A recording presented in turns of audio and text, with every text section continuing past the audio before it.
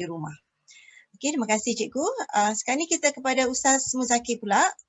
Boleh tak berkongsi pula macam mana untuk suasana di sekolah swasta di bandar, macam mana penglibatan ibu bapa itu, macam mana ibu bapa boleh membantu anak-anak mereka. Silakan. Baik, bismillahirrahmanirrahim. Terima kasih sekali lagi. Untuk sesi yang ini, soalannya ini, pertama saya bawa dulu data. Yang ni pernah saya dengar beberapa forum dan juga dikaji dalam LPPKN. Data yang dibawa oleh LPPKN iaitu Lembaga Penduduk dan Pembangunan Keluarga Negara yang menunjukkan kepada kita ni 42% penduduk di Malaysia ni ataupun yang sasaran dikaji tu mempunyai internet yang perlahan. Ini situasi penduduk pendidikan kat negara kita lah. 50% mengalami kesukaran belajar di rumah disebabkan gangguan. Gangguan seperti pelbagai lah kan, sekeliling dia, rumah dia mungkin faktor sempit sebagainya. 60% yang tak dapat, mak ayah tak dapat bimbing anak-anak. Ini yang kita nak pointless kat sini. Point kat sini iaitu 60% yang tak dapat bimbing anak-anak. Ibu bapa yang tak dapat bimbing anak-anak. Ini hasil kajian data yang tunjukkan. Dan 30 something peratus sukar dapat bahan pembelajaran. Sukar dapat bahan pembelajaran. Maksudnya hampir banyak juga keadaan situasi penduduk di negara kita ini yang mengalami keadaan kekangan pembelajaran secara online ini. Yang paling kita dapat kajian juga adalah 1.7 juta penduduk ataupun anak-anak ni tak mempunyai peranti untuk belajar.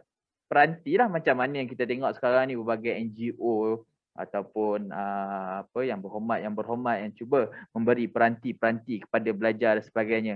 So bayangkan situasi ini tak dapat dikawal, apa agaknya akan berlaku kan. Situasi tadi kata kalaulah sebuah keluarga tu seorang bapa ada 3 orang anak macam tadi kan, Cikgu Adeline cerita, kalau macam mana penggunaan gadget hanya satu saja. So saya melihat pada konteks sekolah saya, situasi ini alhamdulillah dia terkawal. Yalah, mungkinlah sebab kawasan bandar kan, kekangan itu tidak nampak dari sudut gadget, tetapi kekangan yang nampak dari sudut penglibatan mungkin juga daripada ibu bapa sendiri kepada anak-anak. Sebab peringkat sekolah menengah ini, apa yang kita boleh lihat ialah anak-anak dia dah besar kan. Kalau sekolah rendah mungkin tadi masalah yang diberikan oleh Cikgu Adeline tadi, yang kekangan jadual sebagainya, bila dah besar ni mungkin kadang-kadang dia dibiarkan. Bukan terbiar dan dibiarkan, antara dua tu lah kan. Sebabkan ialah dengan kekangan busy kerja kat yalah, mak ayah kat bandar ni lain dia punya cerita kan, busy dia lain. So kadang-kadang dia terlepas melihat anak-anak tu dah siap kerja, dan bila dah berhari-hari ditinggalkan, barulah dia tanya balik perkara yang dah lepas. Kita dah masuk benda baru, dia tanya balik pada benda yang lepas. So perkara ini selalu menjadi repetition berlaku pelibatan guru ada ibu bapa tu di sekolah saya lah terutamanya kan. Kita dah masuk subtopik lain ataupun kita dah bincang perkara lain, kerja hal lain, baru dia nak tanya pasal anak saya yang kerja last week macam mana. So perkara-perkara ini perlu kita lihatlah semula. Tapi saya rasa untuk secara overall majoritinya adalah dia tak ada masalah kalangan ibu bapa di bandar ini. Yang pastinya anak dia dah ada gadget, anak dia masuk Google Classroom, settle lah kat situ. And then nanti pastikan anak dia dapat result baik. Kalau anak result dah baik, dia akan serang balik. Tapi 3 ni asas dah settle kerja kat situ. Dia boleh buat kerja lain. Kebanyakan begitu kan. Sebab kan yalah, pagi dah nak keluar balik pula malam. Pagi keluar balik malam. Kekangan itu berlaku selalu setiap hari. Dan anak-anak bila dekat rumah kan, apa yang saya nampak, yang selalu saya jumpa, bila on kamera atau tak on off kamera kan secara online kelas, tapi pada yang sama tangan ada handphone main game. Mak ayah tanya ada tak kat rumah? Tak ada, mak ayah pergi kerja. So ini yang perlu kekangan daripada peringkat sekolah menengah. Cuma satu lagi yang saya nak lihat kepada peringkat ibu bapa ini adalah jangan banding cara guru dalam konteks kelas online ini. Jangan dikatakan, oh Cikgu Awang boleh guna ni, kenapa Cikgu Muzakir guna ni saja? So apabila ada perbandingan itu, maka ia akan menjadikan satu permasalahan yang sangat besar kepada pendidikan. Sebab kita kena faham, mak ayah pun kena faham kekangan cikgu, cikgu pun kena faham kekangan mak ayah, dan cikgu pun kena faham kekangan anak murid pun kena faham kekangan cikgu. Sebab ia berlaku.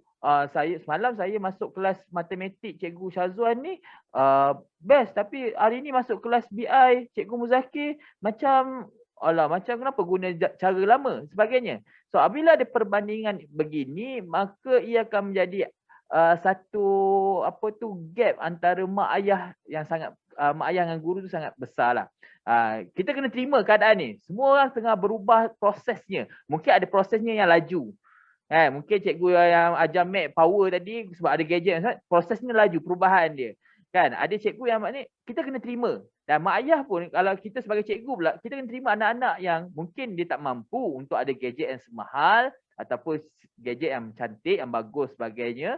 Kita kena terima juga sebagai seorang guru, jangan bandingkan kenapa si online ini boleh hantar awal. Kita kena terima kenapa dia hantar lambat. Mungkin kekangan peranti dia, kekangan internet. Ini adalah benda persefahaman yang perlu dibuat secara bersama antara guru dan juga ibu bapa. Sebab ia berlaku. Sampai sekarang juga masih berlaku lagi, iaitu perbandingan penggunaan. Dan akhirnya macam sekolah saya juga ada satu lagi, iaitu isu serang guru. Dia menjadikan macam ni lah. Sehingga kan katakan inilah masanya mak ayah boleh tengok macam mana cikgu mengajar. Dia satu cabaran juga sebagai cikgu kan. Yalah, bila kita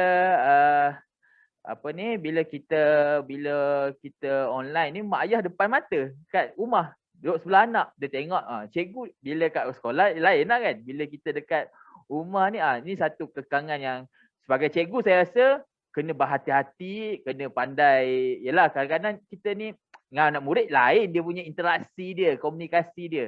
So itu kekangan juga. Dan ibu bapa dia kena terima.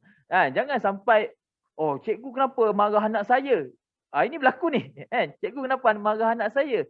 Walaupun dia belajar secara online, kita marahlah, dia tak tahu, mungkinlah dia ada terlepas ke apa ke, dia tunjuk benda yang tak sepatutnya, dia cakap sepatutnya. Kita kena marah. Kan konteks itu. Tapi dari sudut orang kata, ibu bapa dia kena faham dan terima, dan tak perlu dipublicitikan dan sebagainya. Yalah, mak ayah bandar ni dia lain cara dia kan, dia punya ni macam baru-baru ni pun saya sekarang ada apps Clubhouse kan. Saya menarik join tu, ada cerita pasal ada satu club mak-mak namanya. Bila kita join, dia cerita pasal ni geng-geng mak ayah kan, semua yang kerja bandar sebagainya, yang dia cerita macam mana dia kat bandar, dia kat rumah kena ajar anak-anak dia sebagainya, dia dah lah kena berhenti kerja kan, lepas tu nak kena ajar anak-anak lagi. Jadi stres itu pun nak berlaku. Jadi bila kita dengar agak kesian kan, macam saya bila kita dengar secara itu, ya Allah, dah lah mak ayah kena berhenti kerja, lepas tu kat rumah nak bagi kesanggupan. Ini semua orang kena faham. Situasi ini semua orang, masing-masing mak ayah kena faham. Mak ayah, ibu bapa, guru kena faham. Semua orang lah, sekeliling semua orang kena faham apa kaedah pembelajaran sekarang. Satu lagi, hikmahnya daripada apa yang berlaku secara belajar talian ni kan, kita juga nampak benda yang baik. Ada benda yang baik yang kita boleh puji, iaitu bagaimana ada mak ayah yang buat macam rumah dia ni sebagai sekolah. Rumah dia sekolah, dia buat dia buat satu bilik macam Cikgu Adeline jadi, dia kata buat satu ruang khas, ada tempat belajar dia kan. Baru ni ada tular kan, yang mana mak dia buat meja macam kat sekolah, jarak-jarak kan, tapi ada whiteboard sebagainya. Ini satu benda yang sangat menarik kan, hikmah jugalah, sehingga kan hubungan keluarga menjadi lebih baik dan sebagainya. Ayah pula jadi cikgu, saya ada buat jawatankuasa home school kat rumah. Maksudnya ayah pengetua, mak sebagai guru disiplin, anak sebagai ketua. Ini antara yang benda yang saya sendiri ada jumpa juga kalangan parent ni, sebab saya pun kebetulan guru kelas tahun ni. So kita melihat bagaimana situasi ini sangat menarik. Ini sangat membantu. So jadi saya rasa semua ibu bapa kalau jelas apa yang dia faham, situasi ialah mungkin nak sibuk kerja, sibuk dengan anak lagi dan sebagainya. Satu lagi yang saya lupa cakap. Bila anak dekat rumah, anak dekat sekolah, akhlak, sasiah akan dipantau oleh guru-guru. Kan, kebanyakan masanya. Bila berada di rumah, perkara ini yang perlu kita lihat. Yalah, bila semua total lah depan gadget sebagainya, kita tak tahu situasi apa yang diorang lakukan. Pasalnya baru-baru ni kan tular yang cikgu marah anak murid tunjuk aksi lucah dalam kelas online. Ini berlaku. Dan juga dalam chat sembang perkara-perkara lucah. So bila dekat sekolah mungkin ada tindakan disiplinnya, mungkin ada ni sebagainya. Tapi bila dekat rumah ni macam mana sebagai seorang parent untuk bertindak? So ia perlu ada juga satu peraturan. Mak ayah mungkin boleh wujudkan peraturan dekat ni. So kalau kamu buat salah laku disiplin apa yang berlaku kat sekolah, kena denda juga sebagainya. Ia memain peranan yang sama seperti mana kewujudan mereka di sekolah. Jadi saya rasa semua pihak, mak ayah dan sebagainya kena lihat lebih jauh. Kan, cikgu kena pun faham apa yang guru murid dan ibu bapa buat. Ibu bapa pun kena faham apa yang guru dan lakukan. Itu saja. Okey, terima kasih Ustaz. Panjang lebar perkongsian daripada Ustaz ya. Jadi kita pun akan ke soalan yang terakhir. Jadi untuk soalan ni saya tanya kepada Cikgu Awang dahulu, iaitu kita move forward ya, kita move forward. Sekarang ni kita dah akan menghadapi PDPR 2.0 dan sedikitlah pandangan Cikgu Awang tentang PDPR 2.0 dan juga apakah harapan cikgu dan juga macam mana kita boleh sama-sama berganding bahu bersama ibu bapa, guru-guru, penggubal dasar untuk kita melihat bahawa apa yang fokus pertama kita adalah anak-anak ni, para pelajar kita. Apapun cabaran yang kita hadapi, at the end of the day, ianya adalah berkenaan dengan pendidikan anak-anak kita. Jadi mungkin cikgu boleh berkongsi sedikit pendapat cikgu tentang PDPR 2.0 dan juga harapan cikgu untuk kita move forward dalam pembelajaran di rumah ini. Silakan. Okay, terima kasih Puan Lily. Ya, menarik ya sebab PDPR 2.0 dia ada, biasalah ada komentar-komentar yang berkenaan dengan PDPR dan sebagainya. Namun secara keseluruhan saya boleh katakan bahawa PDPR ini ada potensi untuk menjadi pemangkin kepada kecemerlangan murid. Kerana apa? Kerana kita para guru dan murid-murid ini boleh manfaatkan teknologi dengan sehabis baik. Kenapa? Bagi saya, pendapat saya adalah kita sekarang ini berada dalam digital revolusi digital. Nak tak nak, kalau ada COVID-19 ataupun tidak, kita kena, guru-guru dan anak-anak memang kena bersedia untuk menghadapi dunia di mana pendidikan dilaksanakan secara menggunakan teknologi. Nak tak nak, kita memang kena adapt. Namun disebabkan oleh COVID-19 ini, kita kena adapt. Kita kena menghadapinya dengan lebih cepat dan lebih terkejut sebenarnya. Namun, itu juga ada hikmahnya sebab kita boleh manfaatkan teknologi ini untuk kebaikan. Seperti yang disebutkan oleh Cikgu Adeline tadi dengan Ustaz Muzakir. Bagaimana pandemik ini menyebabkan mereka, para guru ini cuba untuk upgrade kita punya kebolehan teknikal dan kemampuan kita untuk memiliki teknologi ini. Guru-guru dah memanfaatkan teknologi seperti laptop yang boleh touchscreen dan sebagainya, dan teknologi-teknologi yang lain. Jadi sebenarnya potensinya sangat besar. Sebab kita guru-guru memang dah faham bahawa pendidikan secara chalk and talk sudah ketinggalan. Jadi PDPR ini ataupun hasil daripada PKP ini, PDPR ini boleh memangkin kita untuk lebih ke hadapan dari segi penggunaan teknologi digital dengan lebih baik. Jadi guru-guru memang kita memang komited, kita sentiasa untuk cuba untuk memperbaiki dan memperbaharui kebolehan kita untuk melaksanakan PDPR ini. Jadi saya memang yakin. Cumanya memang perlu ada kerjasama antara guru dan ibu bapa untuk memastikan mereka dipantau di rumah, seperti yang Ustaz Muzakir sebut tadi. Dari segi pantauan akhlaknya, sahsiah dan sebagainya, ini lebih juga agak mencabar, sebab di sekolah mungkin ada guru disiplin, disiplin agak terjaga. Kalau di rumah sekiranya ibu bapa memang tidak cakna dengan isu ini, memang juga boleh menjadi satu isu yang besar. Dan harapan saya adalah sebenarnya pihak KPM sekalipun, guru-guru, murid-murid, ibu bapa memang kita tak bersedia. Itu kita akui, sebab pandemik ini memang kita tak jangka sekalipun. Walau bagaimanapun, harapan saya adalah untuk kita pastikan kita terus move on, terus ke hadapan, manfaatkan apa yang teknologi yang sedia ada dengan sebaik mungkin. Dan satu harapanlah bagi saya mewakili guru-guru luar bandar dan ibu bapa anak-anak murid luar bandar adalah untuk kita menyelesaikan isu-isu teknologi, seperti bagi saya lah, perkara yang paling asas adalah capaian internet di luar bandar. Mungkin ini adalah cadangan saya untuk pastikan dalam tempoh yang terdekat ini, with or without COVID, selesai ataupun tidak isu COVID ini, capaian internet ini adalah satu wake up call kepada kita untuk memastikan capaian internet 100% di luar bandar maupun di bandar. Sebab ialah isu Viviona, isu guru anak-anak murid di Sabah itu adalah isu yang ekstrim. Tapi isu itulah yang menjadikan kita wake up call kepada kita untuk mengejutkan kita bahawa banyak lagi kawasan-kawasan di luar bandar, anak-anak kita yang di luar bandar ini memang masih ketinggalan dari segi capaian internet terutamanya. Jadi bagi saya sekarang ini dunia digital, revolusi digital ini menjadikan internet adalah satu perkara asas, seperti mana yang perkara-perkara asas lain seperti air, elektrik dan sebagainya. Internet sekarang ini dah menjadi satu teknologi yang sangat-sangat diperlukan pada ketika ini.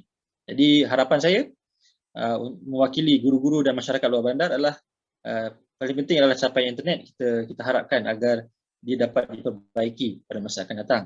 Dan saya pastilah kita mahukan yang terbaik untuk jutaan murid-murid kita, terutama sekali mereka yang akan mengambil SPM pada tahun ini dan tahun harapan. Kita juga yakin dan percaya mereka juga amat terjejas, dan kita kena support anak-anak murid kita daripada darjah 1, tahun 1 hingga tingkatan 5 ini. Kita kena support sebaik mungkin, insyaAllah.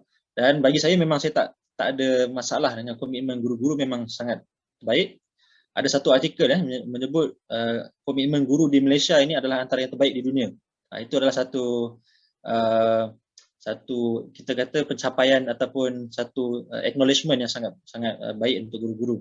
Jadi itu kita jadikan motivasi untuk ke hadapan, dan kita cuba untuk improve as time goes by lah, insya-Allah. Wallahu a'lam. Okay, terima kasih Cikgu Awang. So kita pun mengharapkan bahawa we move forward, dan ianya satu wake up call juga untuk kita, untuk negara kita, untuk melihat bagaimana akses pendidikan itu boleh dicapai oleh semua para pelajar di Malaysia. Terima kasih Cikgu Awang. Kita dengar daripada Cikgu Adeline pula, pendapat Cikgu Adeline tentang PDPR 2.0 dan juga apakah harapan Cikgu untuk kita move forward. Okey, terima kasih Puan Lily. Okey, pada pendapat saya PDPR 2.0 ni ada improvement berbanding dengan tahun lepas. Okey, tak ada jadual yang teratur kalau tahun lepas lah. Bermula pada tahun ini, baik sekolah kebangsaan ke di bawah KPM ataupun sekolah agama ke yang saya tengok lah, telah ada jadual yang tersusun dan teratur. Walaupun tidaklah semua subjek diajar pada satu hari, saya faham, sebab pelajar tidak boleh duduk sepanjang masa depan skrin dan memberikan fokus 100% apa yang dia belajar depan skrin. Tapi walau bagaimanapun, inisiatif pihak kementerian sendiri pun dah menetapkan setiap sekolah jadual-jadual yang dah dikhususkan, maka kita pun boleh sebagai ibu bapa boleh rancang kelas anak-anak. Maknanya kita tahu, kita pantau dia. Kalau kata pukul 9 sampai pukul 10 ada kelas, tengok TV apa semua, maknanya kita dah tahu dia konten kelas. So sebagai ibu bapa kita boleh pula suruh dia masuk kelas. Itu yang pertama. Yang kedua, penglibatan guru juga saya nampak makin banyak bahan pembelajaran online terhasil. Link YouTube, maknanya bahan-bahan di YouTube pun makin banyak untuk pelajar jadikan rujukan di luar waktu PDPR. Okey. Bagi diri saya sendiri sangat jarang gunakan link-link tersebut sebab saya bagi untuk digunakan sebagai rujukan pelajar bagaimana nak mendapatkan jawapan ataupun lebih faham lagi. Tetapi sekiranya pada waktu jadual tersebut adalah masa saya akan buat kelas secara online lah, macam Google Meet semua macam yang kita buat sekarang ni kan. Okey, itu yang kedua. Kalau ada lagi kes-kes kata share link YouTube ke apa gitu, mungkinlah kes-kes itu kes yang terpencil. Okey. Dan harapan saya lah mengenai pembelajaran di rumah ni, walaupun kita dah move on kan, move forward 2.0, tetapi masalah talian internet masih lagi saya rasa masalah nombor 1 lah, bukan masalah gadget. Sebab walaupun untuk diri saya sendiri ni yang duduk Shah Alam ni, kadang-kadang line internet ada gangguan kan. Pernah saya buat kelas, pelajar message, cikgu kita tak nampak apa pun dekat skrin, rupanya line ada gangguan. So kita dah ada gadget yang canggih macam mana pun, kalau line talian internet tu tidak seperti yang sepatutnya, sebab masalah ini masalah sejagat. So pihak-pihak yang berwajib patut ambil tindakan, mungkin tambah baik perkhidmatan talian jalur lebar dan juga talian di mana-mana jugalah, so supaya semua orang mendapat manfaatnya. Sekarang macam Cikgu Awang cakap tadi lah, internet ni dah macam elektrik dengan air dah. Memang satu keperluan asas. Kalau tidak kita ketinggalan. Bukan ketinggalan sebab ketinggalan teknologi, tapi sekarang pembelajaran semua online. Mesyuarat pun online, persidangan pun online, forum pun online. Jadinya memang talian internet tu sangat perlu. So kalau semua benda ni kita dah dapat atasi, mungkin masalah gadget tu masih lagi ada beberapa persen dia punya kita nak atasi tu, masih lagi ada masalah mungkin lah. Tapi kalau semuanya dah smooth, kalau PDPR ini tidak dapat sambutan ataupun tidak dapat diikuti, itu mungkin, itu mungkin hanyalah sikap segelintir, mungkin di pihak murid, mungkin di pihak ibu bapa ataupun mungkin di pihak guru sendirilah. Sebab bila kita dah ada pengalaman tahun lepas, tahun ni saya tambah baikkan bahan-bahan bantu mengajar saya ataupun kaedah saya mengajar. Mungkin bila first time tahun lepas, sebab bila di dalam kelas kita tanya, faham ke tak faham? Kalau tak faham tanya. Tapi disebabkan ini di saya sendirilah, disebabkan kita nak memenuhi tuntutan kena mengajar juga, mengajar habis apa yang nak ajar tu habis. So kita tak tanya faham ke tak faham. Kita tak bagi ruang kepada pelajar. So tahun ni saya dah nampak benda-benda yang lompong lah. Maknanya saya kena tutup tu dengan cara apa supaya pelajar ada peluang nak belajar dan juga kita pun tahu apa masalah pelajar.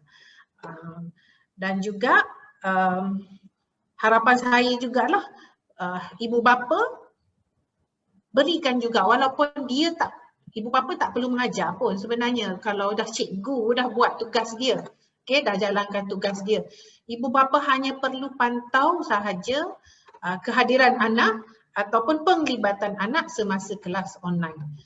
Atau kalau tak buat online pun cikgu bagi tugas dalam grup Telegram apa semua, itu pun ibu bapa boleh pantau, tanya. Dia tak boleh bantu, saya faham, tak semua ibu bapa boleh bantu.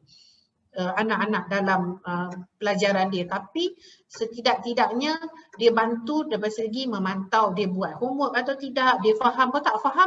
Mungkin ibu bapa boleh tanya cikgu secara personal lah. PM kata kita pun ada cara nak tanya cikgu kan, tak boleh macam saya pun sebagai guru nak bertanya dengan guru anak saya pun nak fikir ayat yang sesuai supaya kita tak nak cikgu dia pula rasa offended. Macam, yelah takut kan kadang-kadang dalam keadaan macam ni kan semua orang senang nak terasa. Ini nak cakap cikgu salah ke? Ini nak cakap parent salah ke? Macam tu kan. So daripada segi nak bertanya tu pun mengambil kira jugalah beberapa perkara supaya cikgu ni tahu budak ni ada masalah ni. Dan cikgu tu tak terasa, mak dia ni salahkan dia, mengajar tak betul. Macam tu. Lebih-lebih lagi pula pertanyaan tu daripada cikgu kepada cikgu. Itu lagi bahayalah juga sebenarnya. Okay, so itulah harapan saya supaya kita punya PDPR ni menjadi bertambah mantap, menjadi satu benda yang kita rasa hebatlah, di mana semua orang yang terlibat mendapat manfaat, sama ada daripada sekolah ataupun murid-murid, guru-guru ataupun ibu bapa. Itu saja Puan Lily, harapan saya lah. Okay. Okey, terima kasih Cikgu Adeline. Ya kan, sebab benda ni seperti kita katakan, pendidikan bukan hanya kepada tanggungjawab guru, tapi ibu bapa dan juga komuniti sebenarnya, ya, macam mana kita boleh support anak-anak kita dari segi pendidikan. Kita serahkan kepada Ustaz Muzakir pula untuk memberi pandangan beliau tentang PDPR 2.0 dan juga harapan beliau untuk kita move forward untuk norma baharu dalam pendidikan ini. Silakan. Okey, baik. Ada sebuah NGO mengkaji ada 1181 kes murid cicir. 6/10 murid cicir itu adalah daripada darjah 1 dan darjah 2. Dan 2/10 murid cicir itu adalah tahun 5 dan 6. Persoalannya kat sini adalah kalaulah mereka terus tercicir, bagaimanakah keadaan 3M mereka? Okey. Ini yang perlu kita lihat, yang perlu kita jelas kat sini. Dalam PDPR 2 kita nak tengok macam mana. Okey, kita nak learning loss ataupun kita nak loss generation. Benda ni perlu ada perbincangan lain sepatutnya. Learning loss ataupun loss generation. Yang macam mana pembelajaran mereka tertinggal, tercicirnya dalam sudut ni, ataupun kita nak lihat juga ketinggalan dari sudut generasi kita yang mungkin ketinggalan dari sudut ilmu, pengetahuan dan sebagainya. Benda ni panjang perdebatan dia. So secara apa yang saya nampak daripada PDPR 2.0 ini adalah satu penambahbaikan yang baik. Prosesnya perlu berterusan, prosesnya perlu ada keseimbangan daripada semua pihak, daripada pihak pendalaman, desa, bandar, miskin, kaya, B40 ke, M40 ke, T20 ke sebagainya itu, semua kena ada keseimbangan yang mampu memberi. Dan bukan ialah satu dalam bentuk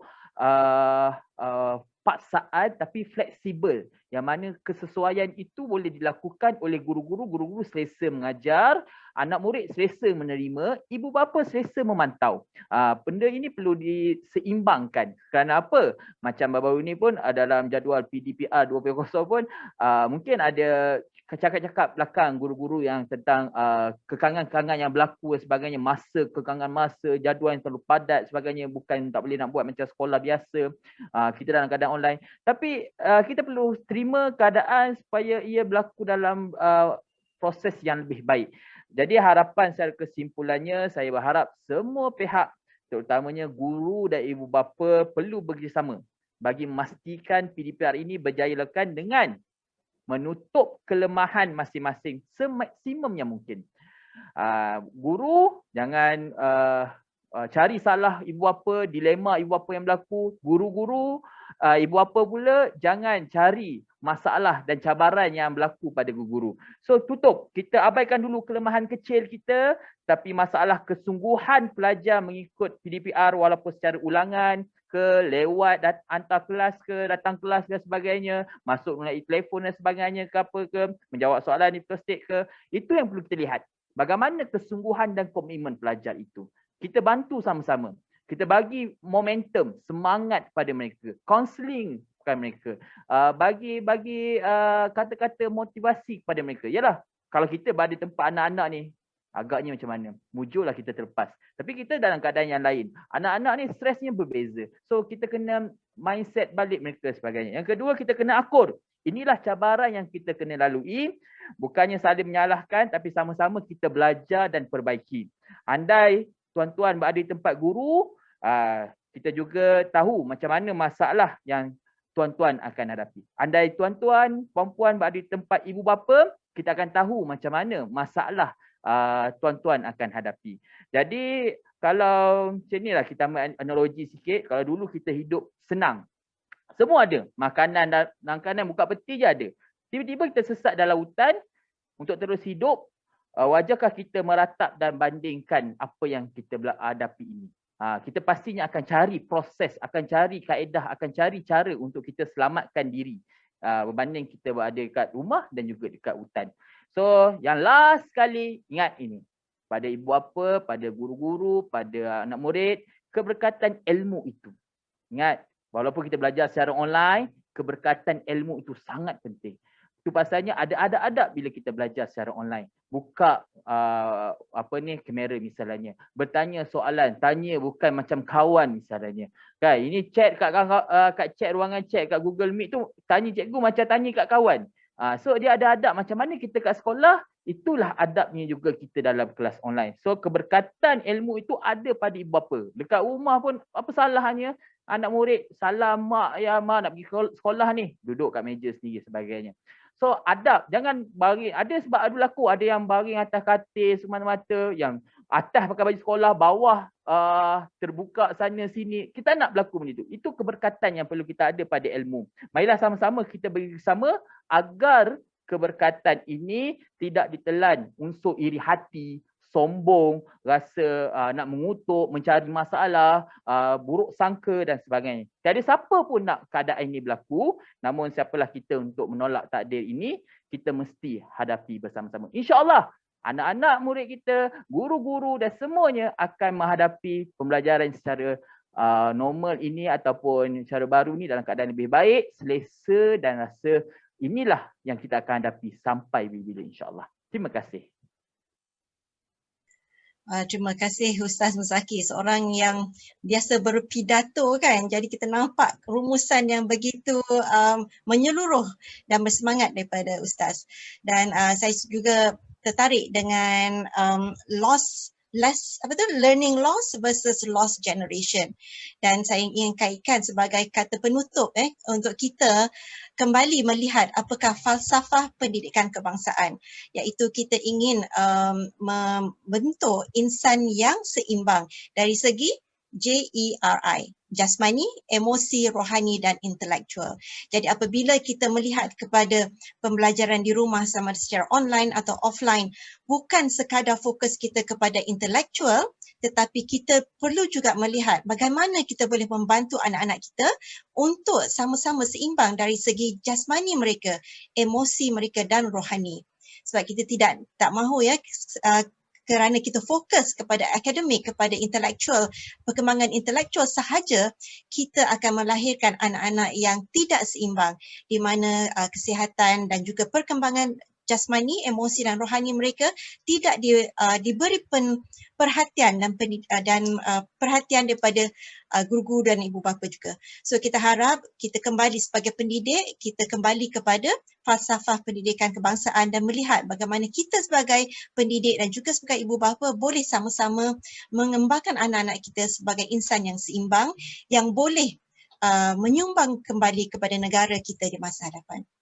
So, sekali lagi saya mengucapkan terima kasih kepada Cikgu Adeline, Cikgu Awang dan juga Ustaz Muzaki kerana sudi bersama kami hari ini, dan juga kepada para penonton untuk Tang Tang Channel ini. Semoga apa yang dikongsikan hari ini boleh memberi manfaat untuk kita semua demi pendidikan dan masa depan anak-anak kita. So, saya sudahi dengan wabillahi taufiq wa hidayah. Assalamualaikum warahmatullahi wabarakatuh.